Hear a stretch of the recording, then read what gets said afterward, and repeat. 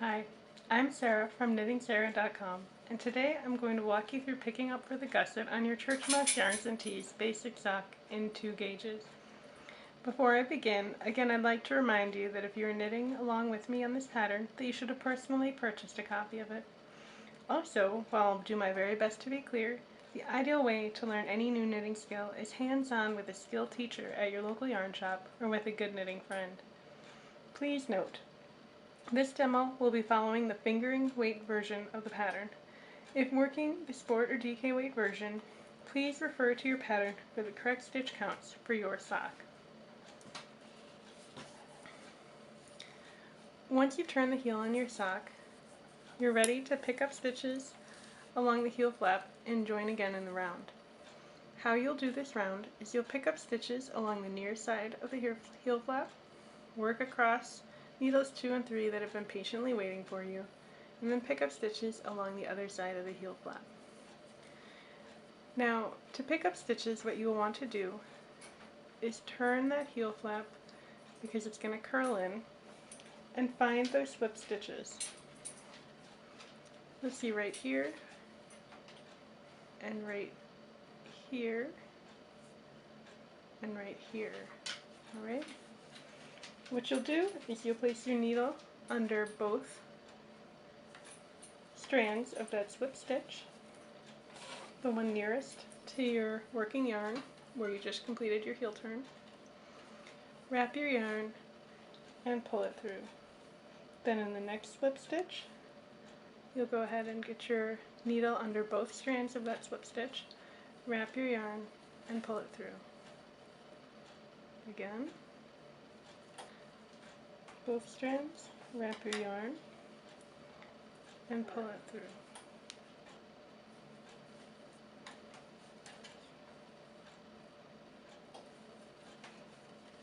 You'll continue this, picking up one stitch in each slipped stitch for the length of your heel flap.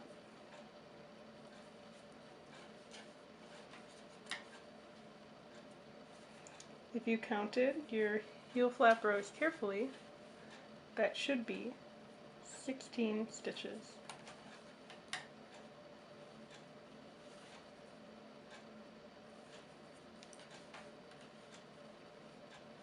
Be sure that you're continually picking up a slip stitch at the very edge of your heel flap. This will help eliminate bulk and ensure proper fit.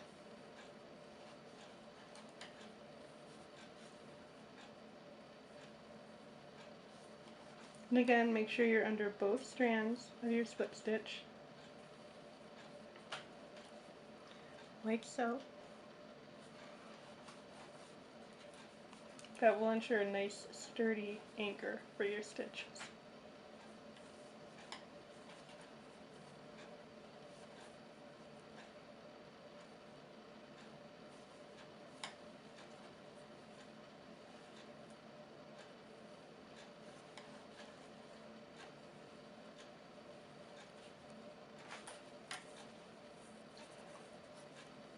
Two, 4, 6, 10, 12, 14, 15, 16. Now this is one thing that I do slightly differently than the Churchmouse pattern. In order to keep the little gap between the heel flap and the instep from showing up, I pick up one extra stitch. Now I won't be using a slip stitch, but I'll find one little knit stitch in there where I can pick up that extra stitch. So now I should have 2, 4, 6, 8, 10, 12, 14, 16, 17 stitches along the heel flap. You can also just pull the next stitch a little tighter, or you can go back in when you finished your sock and use scrap yarn to tighten up that potential for a gap right here. I just like to pick up an extra stitch because it's easy enough and it's a very effective way of eliminating that gap. Now from here, what you'll do is you'll take all 32 stitches that have been waiting for you while you did your heel flap and heel turn and slip them onto one needle.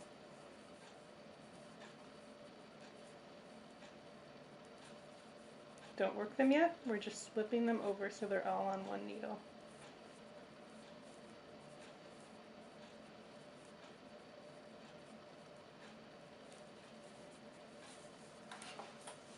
There you go. Now with your free needle that you freed up, when you slipped your stitches, work in pattern across these 32 stitches. If you've worked in rib, as I have, continue in rib. If you worked your cuff in stockinette, then you'll want to work in stockinette. Because I worked in the 2x2 rib, I'm going to knit 2 and purl 2. Knit 2 and purl 2 all the way across this needle.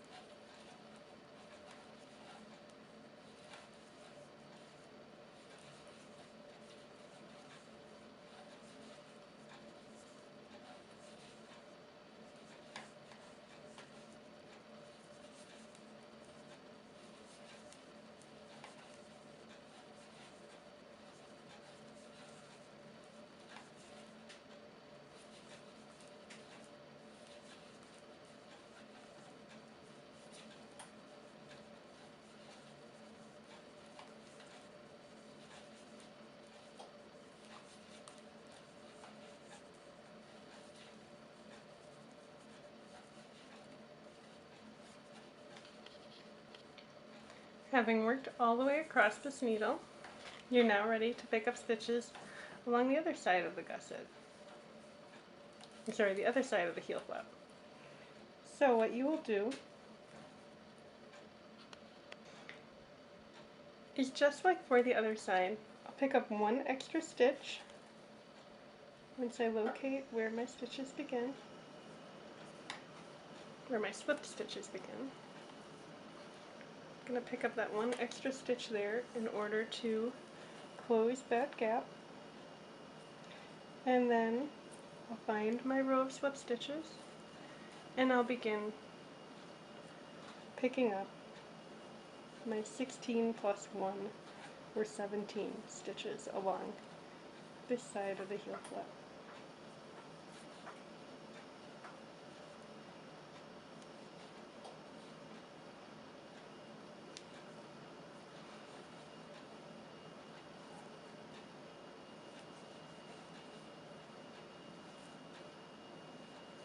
Again, you're picking up one stitch for each slip stitch along the edge of your heel flap.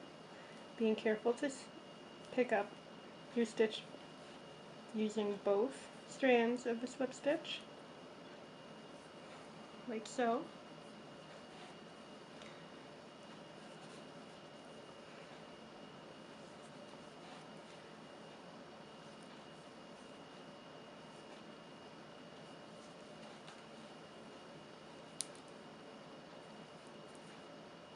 And also being careful to stay along that very edge of your heel flap.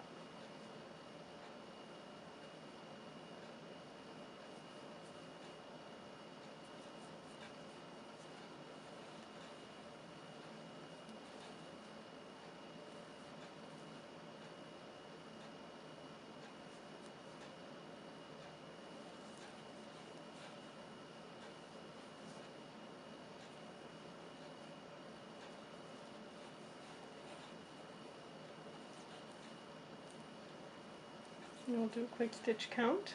2, 4, 6, 8, 10, 12, 14, 16. One more.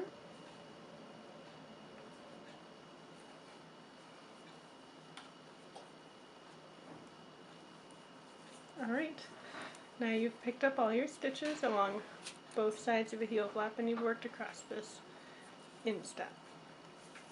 Now what we'll do is you had 18 stitches along this heel turn needle, we're going to take the needle you were just picking up stitches with and go ahead and knit 9 stitches from the heel turn needle onto this needle.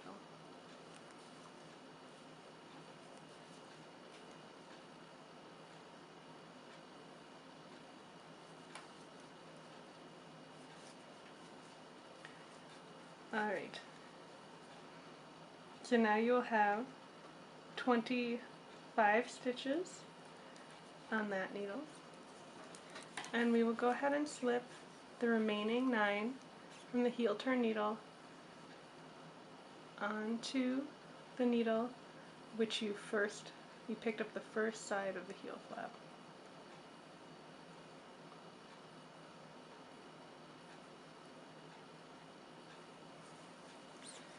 So, if you're following the directions exactly, you'll have 25 stitches on your needle 1, your new needle 1, 32 stitches on needle 2, and 25 stitches on needle 3. If you would like to mark your new needle 1, which if you're looking at the heel flap, this is your needle 1, this is your needle 2, and this is your needle 3. If you'd like to mark needle 1, go for it.